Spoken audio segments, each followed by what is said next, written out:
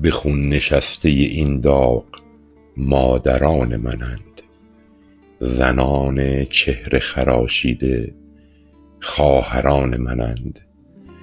چگونه باز در این کوچه ها قدم بزنم که کشتگان خیابان برادران منند.